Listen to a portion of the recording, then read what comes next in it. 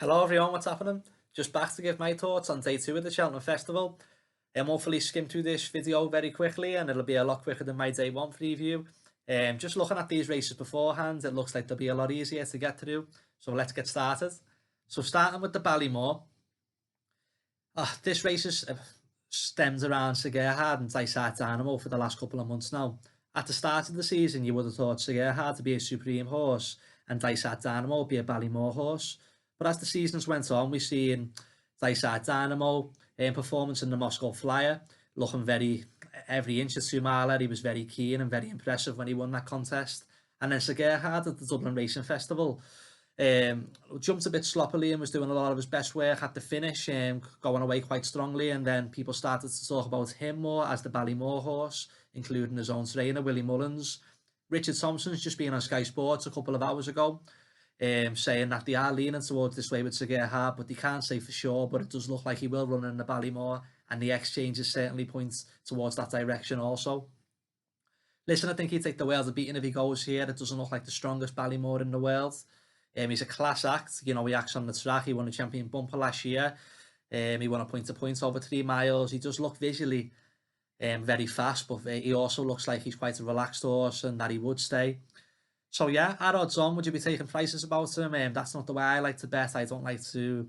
I'm not somebody who stakes a lot of money. I'd rather. That's why I back anti-post to try and get on these horses quite early. Fortunately, I took the 40-1 for Sir Gerhard to win the champion bumper last year and any novice hurdle this year. So yeah, I'm sitting on that, and that'll do for me. At 4-5 now, maybe he does represent value. I'm not sure what's going to turn up in this race. You go through the list. You've got Dysart Dynamo, who's looks like he's almost certainly going to run in the Supreme now. You've got Ginto, who's been confirmed for the Albert Bartlett. You've got Journey With Me, who looks a stayer. In my eyes, I think he is going for this race, the Ballymore, but his own trainer said he's a completely different type than Bob Olinger, last year's winner. That Journey With Me looks a lot more stamina compared to Bob Olinger, who's a lot more of a pacier horse. I don't know if Journey For Me would be with this, if I'd be with him in this race. He hasn't had the best prep either. He's only had the 2 runs. I know same with Sir Gerhard, but Journey With Me was very lightly raced though, in bumpers. And his last run was farcical. He went no gallop at all. I'm not sure he would have learnt much there. Then we're into Stage Star. You look at what happened to Brave Man's Game, who took basically an identical route to Stage Star has this year. Brave Man's Game looked better in my opinion last year, and he was stuffed in this race. I think Stage Star, it's very hard to fancy the English in these novice hurdles. I'm not saying he can't win, but he's certainly not on my mind. Even though he does look a likeable horse, Stage Star, he wouldn't be for me. 3 Stripe Life is one who's interesting. He's ran a couple of great races over 2 miles this season behind Mighty Potter and Sir Gerhard. I think this is a horse who definitely appreciates a step up and trip, and I don't think he'd be far away in this Ballymore. He could be one with the without markets. With the without Sir Gerhard markets, I'm not sure what price he would be. But I think this is a horse who's going in the right direction. He finished 4th in the champion bumper last year, so he acts on the track. I'm a big fan of his. And if you're somebody who doesn't like taking odds on about horses at the Cheltenham Festival, I think he's the best bet to have in this market at 9-1 currently. Best priced on Sky Bet. Going further down the list, you've got Classic Getaway, who I think in the same interview by Richard Thompson a couple of hours ago was being confirmed for the Albert Bartlett. You've got Iron Maximus, who'd have a lot to prove in my opinion. What do you want? I think his owners sponsored this race. They won it with City Island a couple of years ago, but he's got to bounce back from a disappointing run in the Lawless and Ace, and he missed his run at the Dublin Racing Festival, so I don't know if he's at the best prep in the world. It doesn't look the strongest race in the world. I don't know what'll turn up here. I think Sir Gerhard probably does take the Wales to beat him, but I think 3 Stripe Life is worth a tenner of anybody's money. I think he's a good horse, and I think he will appreciate the step up and trip a lot here. So moving on to the Brown Advisory. So the favourite here is Galopin Des Champs, but it does look like he's going for the Turners, which I'm really surprised about. I think he looks like he'd have a much better chance in this race. I think he looks like a 3 miler. I know the way he jumps will point towards more of the shorter trip, but yeah, just me personally, my opinion, I think he'd have more chance of beating the likes of these in this race rather than beating Bob Olinger over 2 mile 3 and a bit. But we'll see what happens. So going off the basis that Galopin Des Champs won't run here, Brave Man's Game's going to be favourite, you'd think. And I think he's the right favourite. I think he's a very underrated horse. People are always picking holes in him. He's done nothing wrong over fences. He's been really impressive. I'm actually shocked about the amount of people that were all over this horse for a Ballymore when he looked every inch a chaser. But now he's went chasing. He's jumped like the best novice since Vitor, and everyone's deserted him. All I ever heard is cases why Ahoy Senor's going to beat him, Lahon Presse's going to beat him, Capadano's going to beat him. Listen, Brave Man's Game would be for me in this race. I think he's proved the most in this field. He's like I say, he's an amazing jumper. I don't need to tell you that. We've all seen him. He looks like he'd gallop all day. His performance last year in the Ballymore wouldn't concern me. I think he was beat by just two better horses on the day. Bob Olinger looked a superstar. And Gaillard Du Mesnil, I was a big fan of that horse over hurdles. I don't know what's happened to him. I don't think there was no shame in that third in the Ballymore. And I think he'll go two better this year, and I think he will win the Brown Advisory. Lahone Pressure, I think he's got a lot to prove on form. He beat the Glancing Queen and Fantastic Ass last time out, who were both going for handicaps, and then he's beat Fil Dor since, who, listen, I don't think he's anywhere near grade 1 level. Also, on top of that, you've got Venetia Williams' poor stable form. I believe there's an illness in the yard. So you're taking a lot on trust with this horse at 4-1, and Lahone Pressure wouldn't be for me if he goes this way. Ahoy Senor's a horse I do like, but I just think he's more of a Gold Cup horse for next year. He's a work in progress. He looks like stamina all day is his forte. He looks like he'd gallop all day for you. I put him up for the 4 miler in these videos, or the National Hunt Chase. I think that would have suited him more than this race. I just still think this isn't the biggest stamina test in the world, the Brown Advisory, as much as 3 miles to like the Gold Cup on the new course. We all know the new course is more of a stamina test than the old course. So I just personally think Brave Man's Game will confirm the form with Ahoy Senor on this track. Like I say, I'm a big fan of Ahoy Senor, but it would be Brave Man's Game for me. Just going through a couple of the rest, you've got Capadano. He's got to bounce back from a heavy fall last time. I believe he took a bit of an injury off that fall also. So has he missed a bit of work from the Dublin Racing Festival to now? Who knows? I don't think 7-1 is appealing for my money in this race for Capadano. 300 through 5, I think, with any different owners would be running in the National Hunt Chase. But they want to stay loyal to Adrian Heskin, so they're running him in this race. But I think he'll be outclassed. But he is a likeable horse. Fury Road, I'm not sure if he goes here. He's a grade 1 winner. I just think I've never really took to this horse. I thought he was going to be a good hurdler. After his 4th in the Albert Bartlett, was it? Or his 3rd in the Albert Bartlett. He got kept over hurdles, and I thought this could be a real stayers hurdle prospect. He kind of done nothing last year, and he's went over fences. He's been a bit hit and miss. He wouldn't be for me. Then you're down to the likes of Farouk Dulain, who I'm a massive fan of Farouk Dulain. I backed him for the Bartlett last year. He didn't make it. He looks like he'll stay all day, this horse. I think he could be a future Gold Cup or Grand National horse. I just don't think 3 miles around this track will see him to best effect. He looks also like a bit of a work in progress. He's not the cleanest jumper in the world, and I'd be surprised if he could beat the likes of Brave Man's Game here. Gaillard Du Mesnil, a horse that, one of my favourite horses in training. But just this year, he hasn't been great, has he? I think he's been running over the wrong trip for the most part, but even his jumping, he hasn't looked comfortable over fences for me. Maybe he's a spring horse, maybe he's a Cheltenham horse, I don't know. I'd love to see him bounce back here at 16-1. He could be an each way play. I don't gamble each way like I've touched on, but he was staying on over 2 mile 5 on this course last year in the Ballymore, so everything points towards him running a big race over 3 miles at the same track, but he's just being very disappointing this year, and it'd be hard to fancy him with too much confidence. But Gaillard Du Mesnil would be one I'd like to see win. I backed him for this race after the Cheltenham Festival last year, so got some nice prices on him. He's still a nice price now at 16-1. I've put him up in these videos at 25-1. I'd like to see him win, and it would be a nice bit of profit for me, but can I really see it? Not really. Then you're into the likes of Dusat and Beacon Edge. I'm not a massive fan of these two horses. I know a lot of people have put Beacon Edge up as a potential candidate to win this race. I believe Gavin Lynch and a couple more, I can't remember. Is he the cleanest jumper in the world? I'm not sure. He looks like he'll stay all day, but again, I think he'll bump into 1 or 2 too good for him in this Brown Advisory. Same with Dusat, a horse that's jumped violently to his left in 2 chase starts this season. I know Cheltenham is going left-handed, but he looks a bit of a lunatic. He doesn't look the most straightforward. I think Nico de Boinville said he's quite straightforward at home. He doesn't know why he's been doing this on track, so maybe he's a bit of a head scratcher, but like I say, it wouldn't be for me. And if I had to go into my head in this race, it would be Brave Man's Game. And it's almost a bit of a sympathy vote with Brave Man's Game. I think he's very underrated, and I'm tired of people staying picking holes in him all the time. And I'd love to see him go and win for Paul Nicholls. I love the way he's being campaigned, and I hope he does go and win this Banana Advisory. I really do. So, moving on to the Champion Chase, I'll leave the handicaps to the last game. Champion Chase, I've been a Shishkin fan for years now. Yeah, I took a double on him to win the Arkle last year and the Champion Chase this year. So I'm sitting on a nice bet. It's only small stakes. Of course it is, gambling on horses that far out. But Shishkin's the horse I'd like to see win this race. I'm a massive fan of him. There wasn't much between him and Energamine in the Clarence House. So, of course, you could think if Shishkin made a mistake, Energamine could reverse that form. But Shishkin doesn't make too many mistakes. He doesn't have any off days. He's unbeaten, besides for one fall over hurdles. He's a horse that knows where the finishing line is, the winning post. He stays, he jumps, he acts on the track. He's a supreme winner. He's an Arkle winner. I think he's rock solid here at 4-6. I still think that represents value.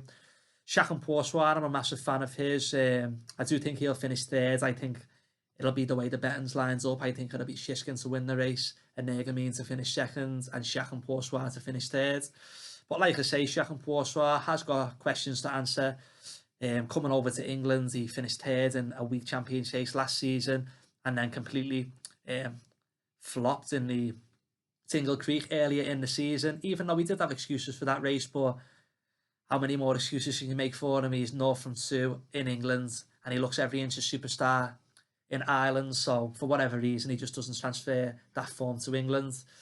Nube Negra, I know a lot of people are making the case for him with his run style to run into the places in this race, but I don't know. I just don't think he's as good as the top 3, and I'm not going to be taking any prices about him to hit the places or in the without markets without Shishkin. Then you're down to the likes of Put the Kettle On, Envoy Allen. I don't think Put the Kettle On will be good enough this year. I didn't think she'd be good enough last year, and she won, so maybe she'll laugh at me once again, but this just looks a really hot Champion Chase, and Put the Kettle On for me at 20-1, that wouldn't appeal to me. Envoy Allen, listen, who would have thought he'd be 20-1 for this race a couple of years ago, but he's certainly going backwards. It was very workmanlike, beating Battle Over Doyen at Christmas, and Battle Over Doyen's 200-1 in this race, so best priced. That tells you all you need to know. It'd be a shock if Envoy Allen bounced back to form. A lot of people will look back at his form and say it was never that good anyway. I genuinely did think he was a superstar. I just think for whatever reason he went backwards, whether it was the stable switch or he's peaked too early in his career, I'm not sure, but at 20-1, I couldn't be considering him for this race against monsters like Shishkin and Energamine and even Shacham Poursoir. But it would be Shishkin for me in this race. I think he's the best horse in training, and I think he takes all the beating. So moving on to the cross country, I'll keep this short and snappy. I'm not a massive fan of these races. I put Tiger Roll up at 6-1 in this in these videos, and I'll be hoping he does the business for me. I've backed him with my own money at 13-2, 6-1. It's the last run of his career. It'll be lovely to see him go and do it. I've always thought if it's good ground, good to soft, he's just miles better than anything else over these cross-country obstacles. So yeah, fingers crossed for Tiger Roll. Like I say, I'm not an expert with the rest, but I do think Delta Works an interesting runner. Maybe they're just giving him a trial over these fences so that he can take the reins over from Tiger Roll when he retires and be Giggintown and Gordon Elliott's cross-country horse for next year. He's 11-2 Delta Work, and he's a classy horse. He's an Irish Gold Cup winner. He's a third in an RSA. He's a Potemps winner. He brings a lot of class into a race like this, but we're all rooting for Tiger Roll, aren't we? So yeah, I'll move on from this race. The likes of Shady Operator, Prengrad, Easyland, I think they're all JP horses, and we know he likes this race, but like I said, I don't know much about them, so I'd be wasting my time talking about them. So we're moving on to the Champion Bumper. Listen, these all look like superstars. A couple of these, American Mike, Facile Vega especially, Redemption Day apparently works just as well as Facile Vega at home. I think it's just picking who you like the most in this race, and I like American Mike. He's had form boosts, he's been good on the clock, he's 9-4 in comparison to Facile Vega's even money or whatever he is. This is a race I just enjoy. I know a lot of people don't like bumpers. I love bumpers. I don't know why, maybe because I'm a big flat fan. But in fairness, I don't think these bumpers are anything like a race on the flat. Yeah, I'll be looking forward to this race. I'll be in the American Mike camp. I'll keep that this race short and snappy because there's a lot of horses coming in here off one run, one win. Who knows what to expect? Redemption Day and James's Gate have got really big reputations in the Mullins Yard. It's going to go to one of the Irish, of course it is. But for me, I'll go for American Mike personally. So just moving on quickly to the handicaps, and like I say, I'm no expert with handicaps, and you can back about 20 in this Coral Cup, literally. The two that I've come down on are, well, the one really, St. Felician. He was talked of as maybe a champion hurdle horse at the start of the season, and he could be a grade 1 horse in a handicap here. So I'll go with him. But you can make a case for Good Risk at All, the Shunter, Unexpected Party, Drop the Anchor was very eye-catching at the Dublin Racing Festival. Caprons has got that, or Camprons, however you pronounce it, has got that solid Greatwood form. You're down to the likes of Grand Roy, who was unlucky in this race last year when being sent off favourite. Looks like he's being mapped out for this race for the entire year. So at 14-1, is he a bit of value if he was sent off at 6-1 last season? I don't know. These races to me are complete lotteries. Not even just from a gambling perspective. I believe Ruby Walsh said this is, in his opinion, the hardest race to ride at the Cheltenham Festival. So I won't waste much time covering this. And I just say St. Felician for me in this race. I'll go 8-1, best priced. Finishing off with the Grand Annual. I've backed 2 in this race, but I'm not overly keen on either of them. I backed Buddy Rich maybe a month or so ago, just because it looked like it was going to be Gordon Elliott's only runner in the race. He'd be given a break before this race. He's going to have Davy Russell on board. But is he going to be good enough? I don't know. I just thought I'd have a few quid on him. He's 6-1 now. I think I took 10s or 12, so he's halved in price, but the value means nothing unless he goes and wins. And Bitted, 8-1, second favourite, is a horse I backed in this race last year. He went off 9-2. He must have been well fancied. He fell. So I had to back him again this year. I couldn't let him go and win this year. It'd be typical after backing him last year and him falling to not back him this year and he go and bolt up. So I've had a few quid on him, Bitted also, but like I say, these just have my head up the wall. These handicaps, I wouldn't know who to fancy. An interesting one at more of a price would be Andy Dufresne.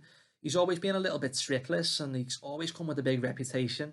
I think he got sold for a lot of money during his bumper days. He looked like he had the world at his feet in his novice hurdle debut, and then he kind of just hasn't really progressed since.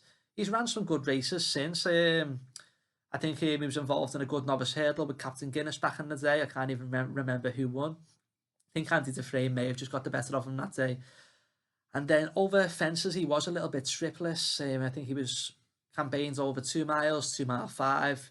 Nobody really knew what the best trip was for this horse, but I don't think he's been seen for a while. And at 14-1, he could be the class angle if they've kind of figured out his best trip or how to unlock the best out of this horse. 14-1, if he gets confirmed for this race, he could carry a little bit more of my money. I know I've already backed 2 in this race, but I've got no problem with backing multiple horses in a race because you're getting double figures prices for them, and I haven't got a clue what to back in this race, so I might as well just spread my money out instead of going gung-ho on one of them. So yeah, Andy Dufresne does interest me. I don't want to go through the whole field. You can make a case for Elixir de Nuts because I ran in the Arkle. Dancing on My Own for Henry de Bromhead, one of my friends, made a good case for him and fancies him. You've got the likes of Fine White. I think David Jennings put him up on the ante. You've got Amarillo Sky, Course Sublime. I think he's going for the Arkle. Yeah, like I say, these are always these have my head up the wall, these handicaps, so that'll be all for me on that.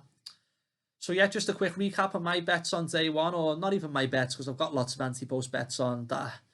I won't name them all, but I just talk about the horses that I fancy. I think Sir Gerhard takes the world to beating, of course, in the Ballymore, but I think 3 Stripe Life at 9-1 is worth a tenner of anybody's money.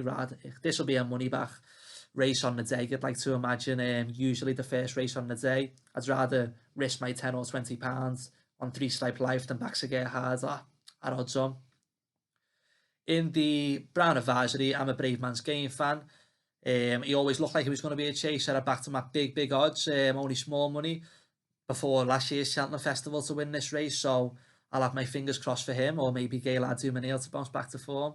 But I do think Brave Man's Game will take the beating in this race. That's if Galopin de Champs doesn't rock up, that would make it a lot closer. That's the Brown Advisory. The Coral Cup, I'll say St Felicien 8-1. If I had to tender on the race, that's what I'll be putting it on. But I haven't got a wild fancy in this race. The Champion Chase, Shishkin, I've been a Shishkin man all along. Like I say, if he's a horse I've got a lot of time for. I think he's the best horse in training. I've put him up in these videos, and it's Trixie with Bob Olinger and Honeysuckle, so I'll be praying for him. And then the Cross Country, I believe, is next. I'm a big Tiger Hall fan, so hopefully I'll be hoping he goes in. The Grand Annual, like I say, Andy Dufresne really does interest me, but the two that I've backed at the moment, at the time of recording this video, are Embittered and Buddy Rich at double figure prices. And the final race of the day, I'll say American Mike. I think he does pick whoever you like the most in this race, but I just like I say, he's clocked some good times on the clock. He looks very professional in his races, and I've heard some rumours of him working alongside Florent Porter in School and Bumpers and things like this, and I think he was working alongside another horse, which the name escapes me, maybe on his last piece of work, and apparently he worked very well. Listen, this is just all rumours and what you heard, and like I say, I enjoy these bumper races, and I'll just be rooting for American Mike and just enjoying the race. So yeah, that's my thoughts on day 2. Good luck to everyone that's having a bet, and yeah, bye.